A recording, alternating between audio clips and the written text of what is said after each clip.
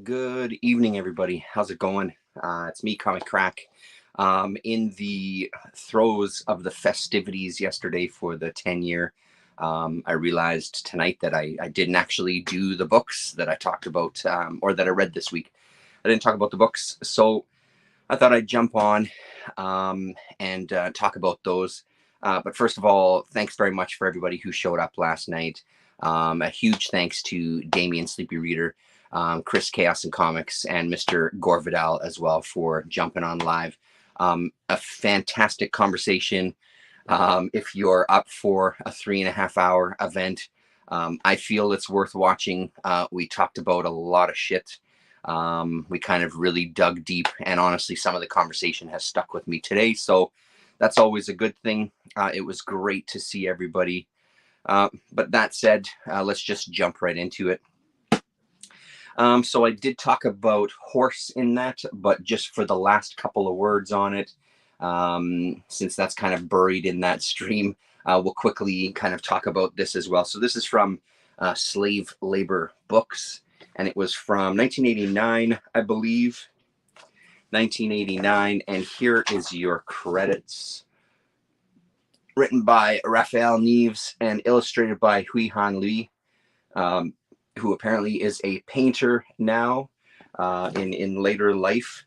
This only went, it was supposed to be a 3-book miniseries. It just went the one issue. What I had said about it before, I enjoyed the kind of genre mixing that it was doing. And I absolutely loved the illustration. I thought it was really, really great. A little loose. I don't know the history of this artist, but it felt like it maybe is something kind of earlier in a career. There's real competence here for sure, but there's still some looseness. But honestly, I don't mind the looseness whatsoever. I had talked about shades of Topi, shades of Alex Nino, that sort of thing before. Crime fiction, kind of a drama. Then it kind of has some fantasy notes. When we get this man called Horse, I guess. So really, in some magical moments as well too. So really interesting book. It's a shame. It's one of the things about digging into the past with these smaller publishers. Not that Slave Labor is necessarily a tiny publisher, but anyway, some of this stuff just doesn't last, and something like this felt like it had some promise. It wasn't the strongest first issue I've ever read in my life, but it was pretty good though, like enough that if there was 2 other ones, I'd hunt them down and check them out. So enough of that one.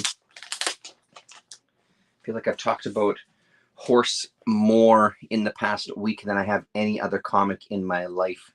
Flavor Girls #1. So this is one that my daughter and I picked up and read together. It almost feels like it's like 3 comics in one. It's an absolute beast, which is good because it was $8 US. It's Archaea. It's got some really nice, their quality of their paper stock and stuff is beautiful. There's your creators there. Sorry, I have my phone set up a little bit different so I can charge it as we're talking. There's your creators there. Brand new. I think it might have come out, July 2022. So recently, anyway.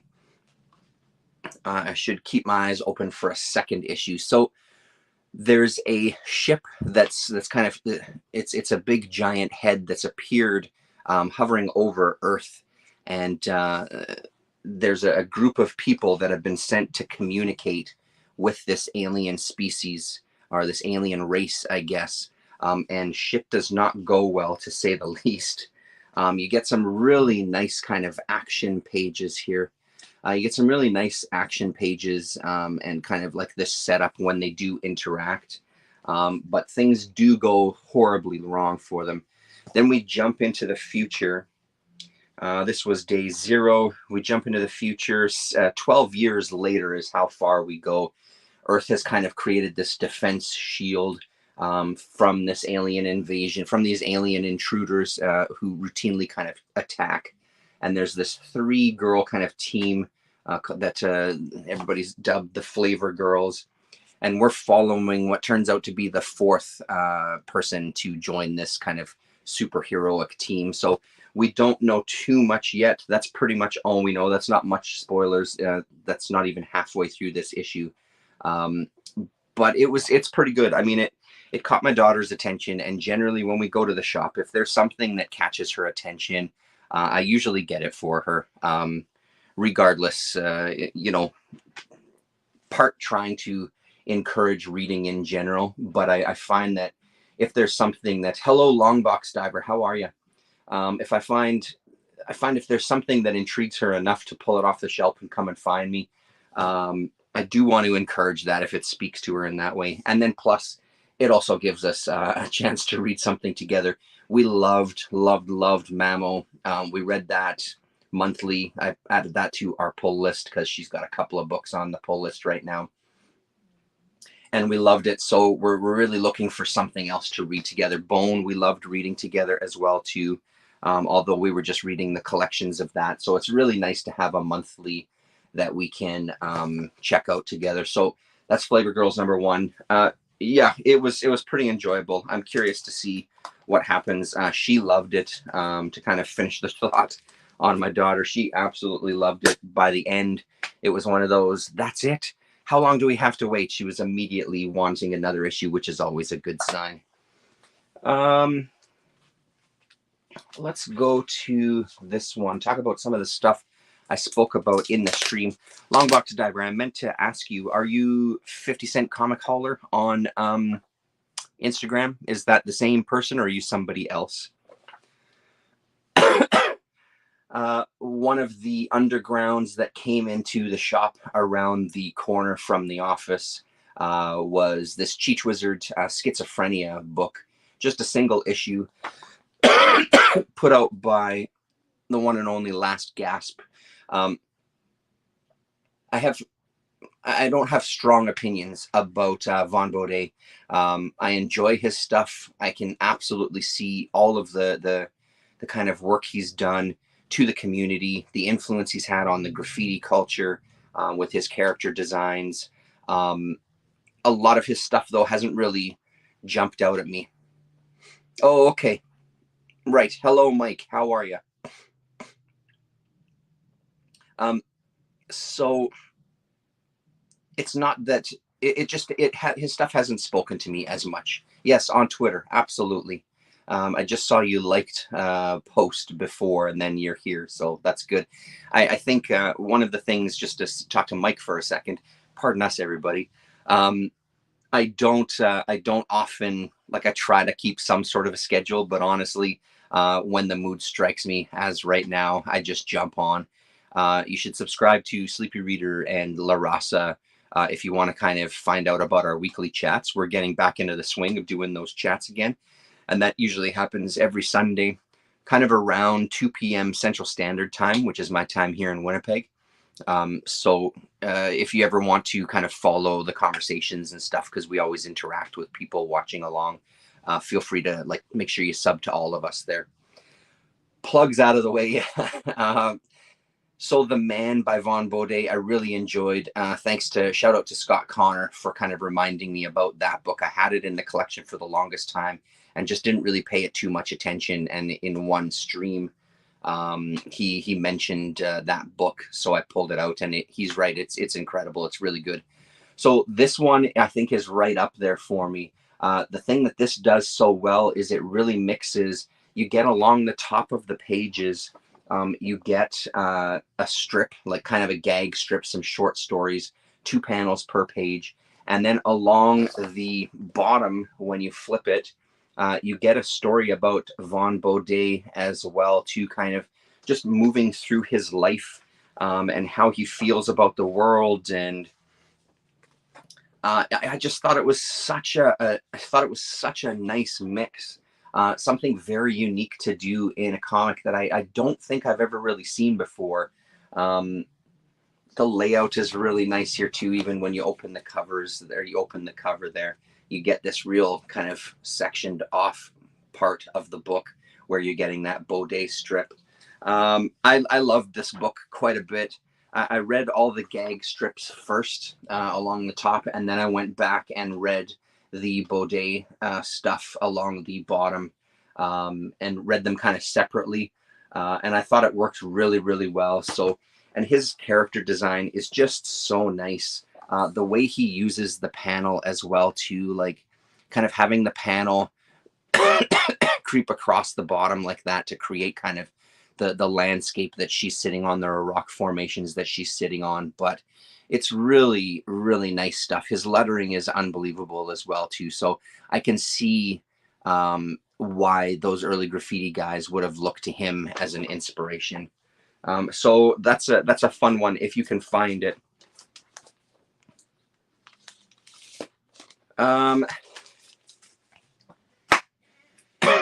Caliber Comics has been something that I've been digging into recently a little more, and I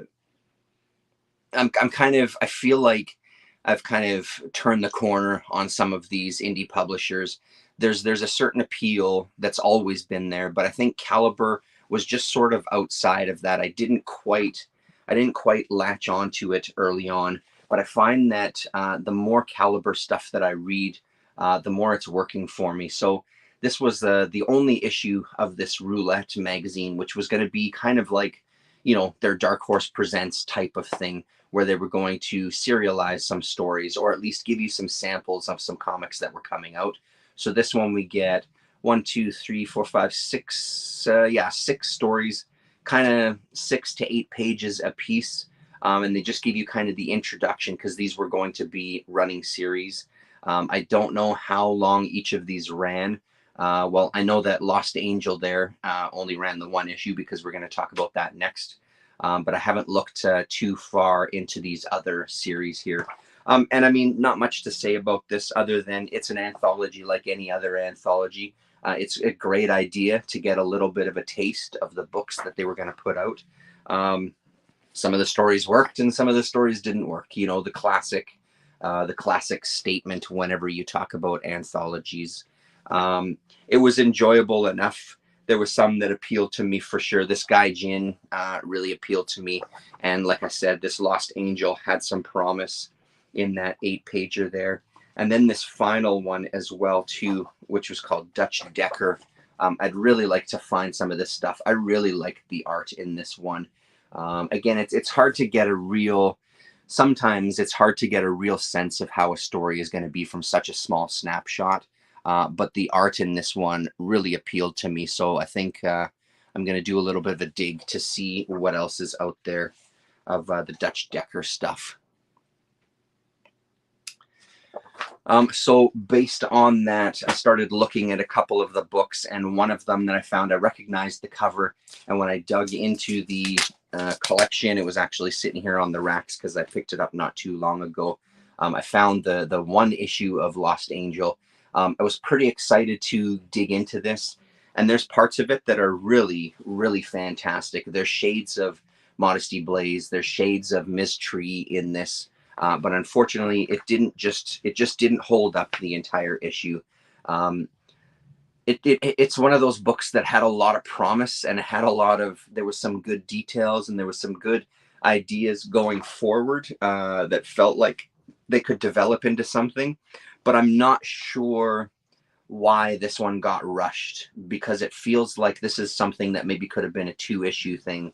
So it feels like the last half of it really got rushed and wrapped up quick, to the degree that it kind of left you with a bad taste, because it was just so easily tied together at the end. The art is competent. It doesn't blow me away. I found it was good enough, you know what I mean? But there was nothing really that stood out in a huge way. But that said, it's not bad looking art either. Sorry, I should give proper credits here. So created, written, and illustrated by Kevin Von Hook. And that signature's from '89 for that cover. And this issue actually came out in 1990 is what it's saying. 1990, 1991. So I'm glad I grabbed it. Give it a shot if you are curious about it. If you do see it, I'd say, if you paid 50 cents for it, you could easily waste your 50 cents on something else that wouldn't be as entertaining. And it really just seems like it hits a corner, like it's really enjoyable and kind of some neat ideas, and then it hits a spot and just completely does a turn. We'll talk about this one very, very quickly because fuck this book. I'm not sticking around for this one. This is the second volume of Parasomnia by Colin Bunn, Muti, and Boland. This is the second arc called The Dreaming God. It just didn't do anything for me. I was following the first arc or the first mini series or however many issues it was, 6 issues. And it was a neat idea. I just found that it didn't really go anywhere. This was on a whim. I picked this up on a whim. I thought I'd just give it a shot just to see. But honestly, it just didn't really do anything for me. It's just kind of in that same mold. And again, like Cullen Bunn is he's not a bad writer by any stretch. So I have faith that maybe it's going somewhere. It's just I'm not that interested to find out or stick with it. So maybe I'll kind of find out what happens. So a quick one for that. These ones I didn't talk about. These two I did. So we'll talk about these ones first before I get to the few books that I didn't talk about in the Sunday. Hello, J-Rock. How are you? Good to be able to catch a live stream. Well, it's been a little while. Yes, it has. I really did not like Parasomnia either. Waste of Andrew Moody's talents. Yeah, Rick Ray, hello. How are you? Yeah, I mean, I'm willing to give it a shot, but I don't know. I mean, I should have known because I wasn't blown away by the first arc there or the first mini series. I talked about this with Rasa on our chat too, so I won't go into huge detail. This one really kind of, I don't know, man, kind of bothered me, but it was also enjoyable. And it was also like, I can see potentially what they were trying to do. I just don't feel like it worked. This is Dapiek Absaroka, The Killer of Crows. So again, this is Caliber Press, and this is 1991. A really interesting concept. So talking about the mountain men and kind of their exploration and dive into the wilderness and, everything that came with settling the country in the 1830s, I think is when this story is based. This race in 1808. Early 1800s. I think this happened in the chat with Rasa as well too. I thought that it said like 1810, something like that, but every time I look, it doesn't say a specific date. So the early 1800s, and they do a fantastic job of kind of presenting the history of these kind of infamous mountain men and what their life was, and kind of a couple of very, very quick touches on some of their history. So it was a really good start. I was very taken by this, and I was kind of surprised that a company like Caliber was taking this kind of thing on. Again, they're new to me, and maybe they have, or they're newer to me. Maybe they have a ton of books like this where they tried to branch off. This felt like a branching off until I started reading the comic. The comic itself really is when things just kind of fall apart. I'm fine with exploitation and I'm fine with that type of storytelling and things, but there was something just a little distasteful about this. And I think because it was bookended with this kind of history, it felt to me like that was kind of an opportunity where they can then just go wherever they want in the story, because ultimately what they wanted to do was show a lot of images of the savages getting slaughtered and their heads cut off and scalped and put on pikes and things. So it kind of left me with like, what the fuck am I reading here? I did read the whole thing. I did kind of keep on with it. And again, it had these moments of interest. And I'm not saying by any stretch that this isn't historically accurate whatsoever. I just think in the presentation, it felt a little distasteful. It felt like if you're going to go through this trouble of presenting the history, why not work a little more on the comic itself? Because it just really jumped to slaughter and revenge, where, it didn't have some of the subtleties of, say, like a Jack Jackson, when he's looking at the Comanche Moon, I think is what it was called, or even some of his stuff that's kind of very loosely based on history and has some fantastical elements. The art was fine. I liked kind of the energy to it. I liked that it was a little rough, and honestly, it looks like, I mean, it looks like some sort of charcoal and things here with some ink. So it was a really nice mix. Um, but yeah, just kind of, it didn't do too much for me. And then at the end, we just get another write up about kind of the wilderness and that this era ending. So I think that they had some really good intentions with this. I just don't think it worked completely.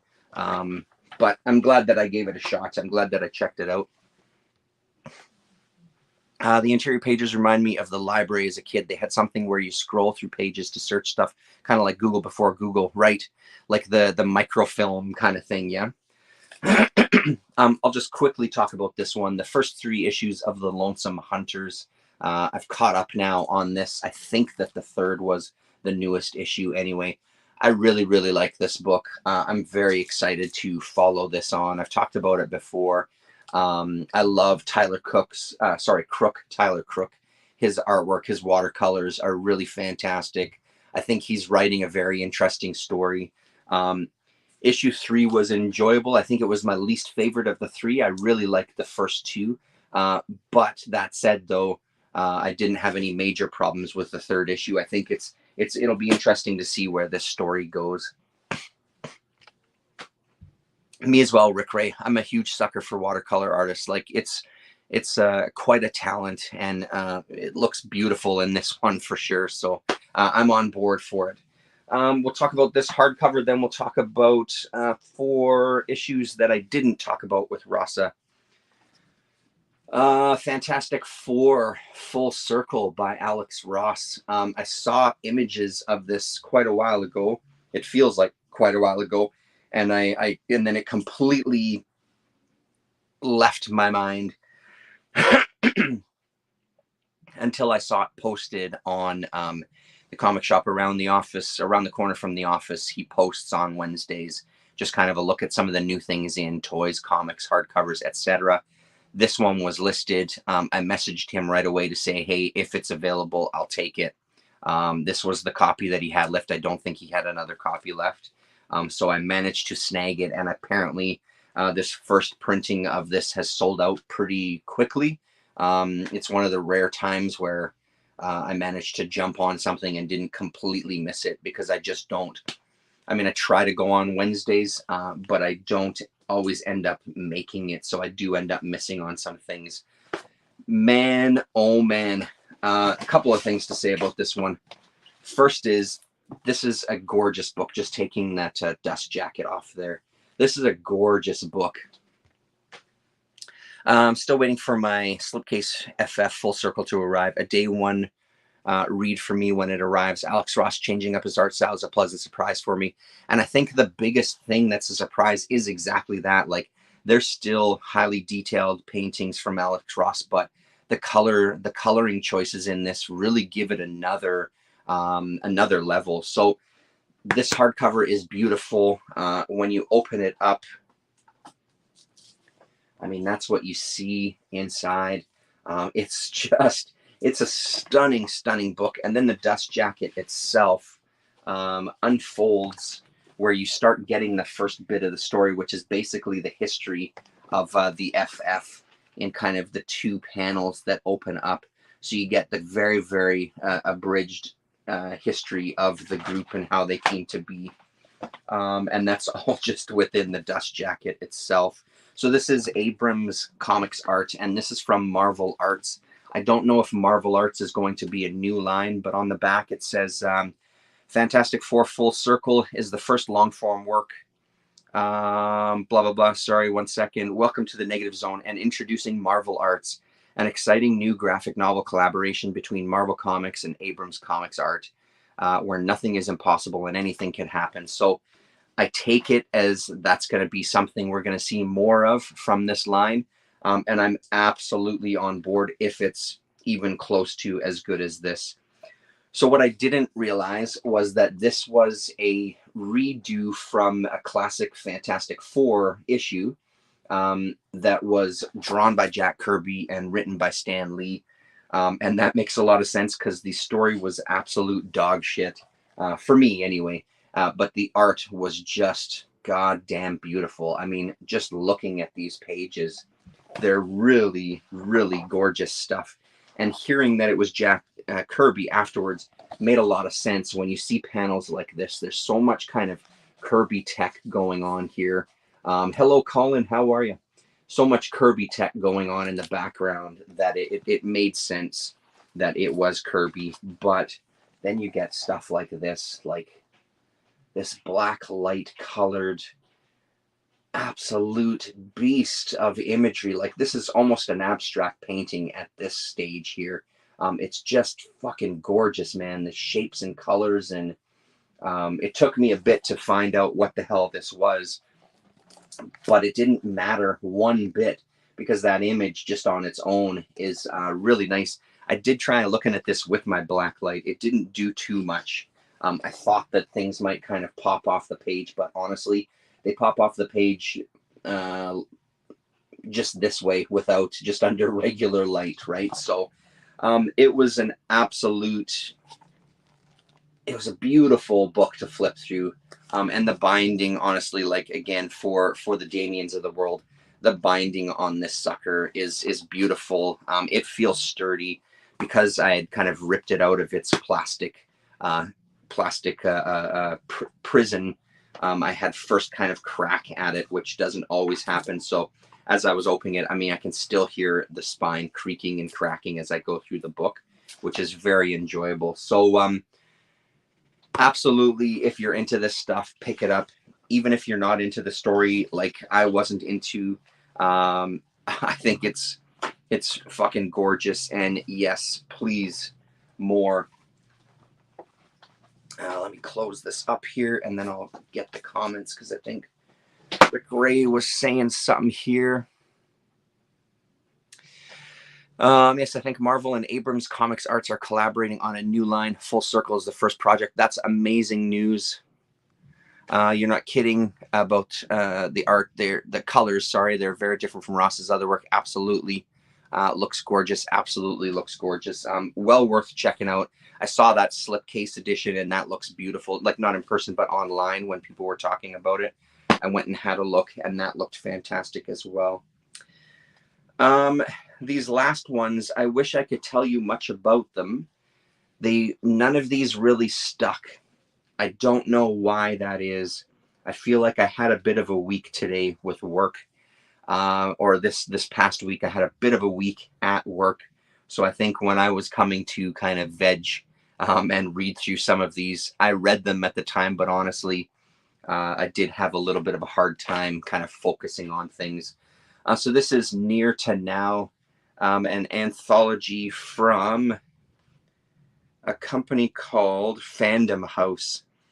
This is from 1987. This is Near to Now #2 from fall 1987, and a wraparound cover here.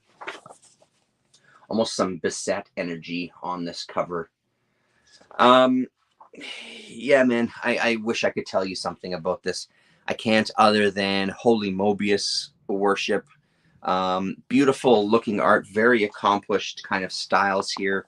Oh yes, this was a story about a group of people that controlled the clouds, and there was a group of people that kind of had ownership of the land and how they were working together. These kind of cloud people were telling them that, you know, give us X, Y, and Z, otherwise we'll make sure that it doesn't rain in your particular region. So make sure that we're well fed. So these two kind of groups fighting with each other. An interesting premise. And of course it goes south, and these cloud people kind of show their true colors to some degree. Tag. So that was an interesting story. This one's Sailors. In Space, No One Can Hear You Bark. This is story and art by Johnson from 1986. Again, something that was okay, I suppose. I think that this was a ship that was transporting some official from another planet to a very important rendezvous, and things kind of go south. This page was really nice, the way the use of the paneling. There's the characters floating through space around the ship doing some repairs. I thought that was a nice little touch. A very unique style to this art. This one I did not read. Far too much text for me when I've smoked a bowl of hash and want to just vegetate. So, but there was some real nice kind of spot illustrations here that I did enjoy. Yeah, and a little kind of comedy bit, a little kind of gag cartoon. So once I looked through it, it wasn't bad. I would say those first two stories are the draw here, but I wouldn't spend more than like 50 cents or $1 on it if you do see it. It was good, but nothing that really blew me away. The snake from Special, is that Special Studios? Yeah, so Special Studio. Oh, for mature readers. This is from 1989. The Snake is published quarterly by Special Studio, a division of Diamond Press, Brantford, Ontario, Canada. Another Canadian. There you go. So December 1989 is when this one came out, and there's your credits there. Story by Dave Dorigo and art by Ron Hobbs. This was pretty fun, honestly, especially because the character, the snake, does talk kind of with all those S's, which seems obvious. So why not do it? The art was pretty great. The story kind of had shades of Batman, shades of the Spirit, shades of Green Hornet, all of those kind of classic characters. So there wasn't much here that was breaking any boundaries or pushing any boundaries of the form or anything like that. But it was pretty entertaining for a one issue here. And again, some of that art, I really dig that stuff. That's really nice looking. I think that's about all that stood out for me in this one. It was just enjoyable, you know, the comfy sweater type of comic, right? Where you just get a nice read. Issue number 11, believe it or not, of Murder Can Be Fun. And this is from Slave Labor Graphics as well. And this is 1998. Another anthology. There's your list of creators there inside. And again, nice, some Seth looking stuff here off the top by Andy Watson. Nothing wrong with it whatsoever. Very competent illustration, beautiful looking stuff. Honestly, a name that I'll kind of look up afterwards. Yeah, I'll just kind of flip through. I don't really have much to say about this one, to be honest. I think it was good. Nothing is really jumping out at me as I flip through. But you could spend your money on worse things. Egg in the Face. There's some more kind of great art there. I love the way this looks. Kind of crazy forced perspective and things there. So really nice.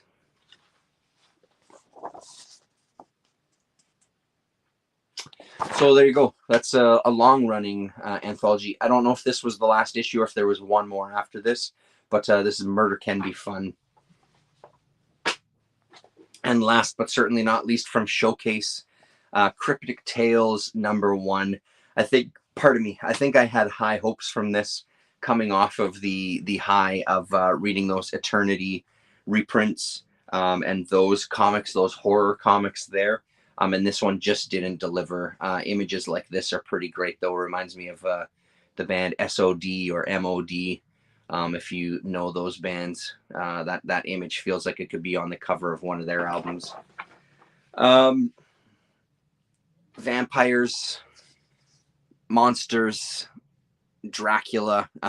Yeah, I mean, you know what to expect here. Nothing really, really mind-blowing, but some nice bits of art here. I really like that piece a lot there. But other than that, nothing too insane. Trying to think of even what these stories were, to be honest, and nothing is really Again, one of those that nothing is really jumping out at me. So one of the things that happens reading all these books, I suppose, not everything is going to kind of grab your attention. So that is the last one, issue number 1 of Cryptic Tales. I don't know if there was any more after that. I'm trying to get through some books. Oh, wait a sec. I did read these as well too. Not much to say about these either. This is Tigress from a company, Heroic Publications, that does like Flare and those kind of magazines or those kind of comics. I end up seeing a lot of those Flare comics around, and at one point I had a bunch of them, but they're long gone. And after reading this issue, I can see why they would be long gone. This was just dull. I had some hopes for it. I thought it might be kind of fun because the art didn't look horrible, but it just was super, super dull. No interest whatsoever. So this is back in the for sale pile or giveaway to children's hospital pile. One that I did love, and I really would like to find the rest of these. Matt Howarth did the Comics of Two Cities, and this was a 6-issue miniseries that was a collection of his mini comics. He was working with a band called The Residents. Matt Howarth has worked a lot with some musicians, but this is a series of books that he did, or mini comics that he did for the band The Residents. I don't know if this material ended up in the albums or anything. But he did a bunch of stories that I guess tagged along with the album. So I'm going to have to find the album online and give it a listen. But this was great. I'm really growing to like Matt Howarth's stuff more and more. And this first story especially felt like, while there's shades of his art in it, it didn't feel exactly like the Howarth stuff that I'm used to. Which is a fantastic thing. Like, these pages, I think, are pretty incredible looking stuff. From a guy whose stuff is, I feel like he's one of those guys that you love him or you hate him. You know what I mean? His art style is not something that, even though I've seen his work throughout the years and I've known the name for a long time, his art classically hasn't really worked for me that much. But I find I'm really getting into his style a lot more these days, and this is great. So I'd love to find the rest of these issues. Even my comic shop only had one issue that I didn't have. So I don't know how easy this stuff is going to be able to, how easy I'm going to be able to find this stuff, but I'm absolutely digging for this one. So the Comics of Two Cities, issue number 2 of 6 from Aeon Publishing. So June 1996 is when this came out, if I didn't say the credits properly there. And there's the back cover. And this is last, but certainly not least, Barbarian. Hello, Scott Connor. How are you, man? I've talked about Barbarian before. The first 2 issues were something. I don't even know what to say about the first 2 issues. These last 2 that I have, I think this went 8 total. And what it looks like for the rest of the series, it really feels like it takes a bit of a turn. There's another... he did. Hey, Scott did the illustrations in the original version of the Dune Encyclopedia. That's amazing. It feels like even after this, for the rest of this mini series, they bring in another Harrier character called is she called the Sentinel? Maybe, I don't remember the name. I have one of the books coming. It's a split it's the character that I'm blanking his name on. And then Nightbird. This is the promo issue to Nightbird. It's a 7-page kind of promo to that story. I cannot wait for that to get here. Hopefully a few more weeks that package from Lone Star gets here.